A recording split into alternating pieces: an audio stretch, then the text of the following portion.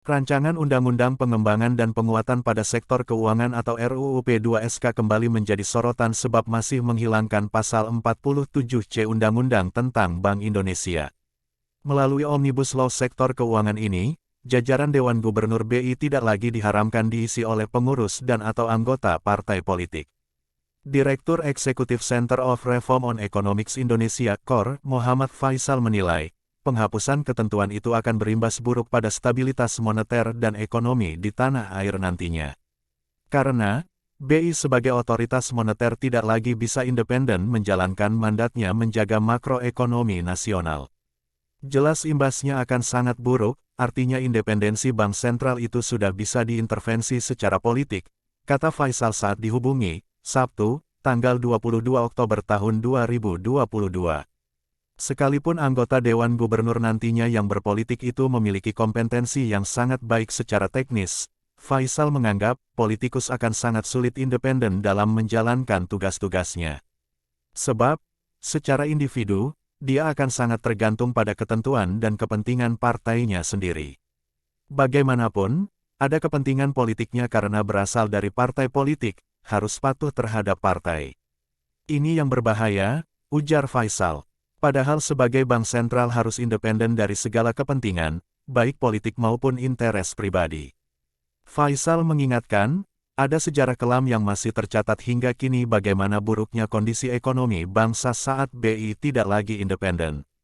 Kondisi ini dapat ditelusuri kembali saat masa demokrasi terpimpin, di bawah pemerintahan Presiden Soekarno, atau lebih tepatnya di akhir masa kekuasaannya. Bank sentral saat itu diintervensi pemerintah, terutama pada masa demokrasi terpimpin oleh Soekarno. Sehingga pada saat itu banyak keputusan atau kebijakan moneter karena didrive oleh kepentingan dari pemerintah saat itu, dalam hal ini Presiden, ujar Faisal. Pada masa itu, kata Faisal, Indonesia harus menghadapi krisis ekonomi yang sangat buruk dan tergambar dari tingkat inflasi yang mencapai ratusan persen. Puncaknya terjadi pada tahun 1966, inflasi tembus 635,26% yang kemudian sering disebut hiperinflasi. Hal tersebut diakibatkan tidak terkontrolnya pencetakan uang, lemahnya produksi, hingga anjloknya sentimen terhadap rupiah. Hyperinflation sampai dilakukan juga Sanering, dilakukan juga redenominasi rupiah, sehingga membawa sampai ke krisis ekonomi, krisis politik juga akhirnya, sampai melengsarkan presiden, tuturnya. Nah, hal ini yang kita justru ingin hindari, apalagi sudah ada ancaman resesi global juga ke depan. Di tengah pembahasan ketentuan yang ada pada RUU P2SK itu, Gubernur Bank Indonesia Peri Warjio saat di sela-sela pengumuman hasil rapat Dewan Gubernur bulanan pada Kamis lalu menekankan, Presiden Joko Widodo atau Jokowi hingga kini berkomitmen menjaga independensi BI. Bapak Presiden sendiri terus menegaskan independensi BI adalah merupakan hal mendasar sebagai salah satu pilar kredibilitas dari kebijakan ekonomi kita. Kebijakan makroekonomi dan kebijakan di bidang bank sentral khususnya mengenai moneter, ujar Peri saat itu.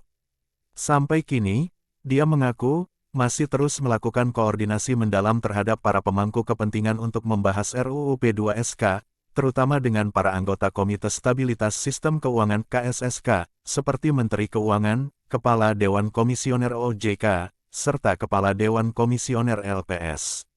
Terkait hal ini nanti pada waktunya bersama pemerintah kami akan menyampaikan pandangan-pandangan secara bersama, termasuk berkaitan dengan apa yang diperlukan dalam reformasi di sektor keuangan untuk terus mendorong ekonomi kita lebih tumbuh menuju Indonesia maju, kata Peri.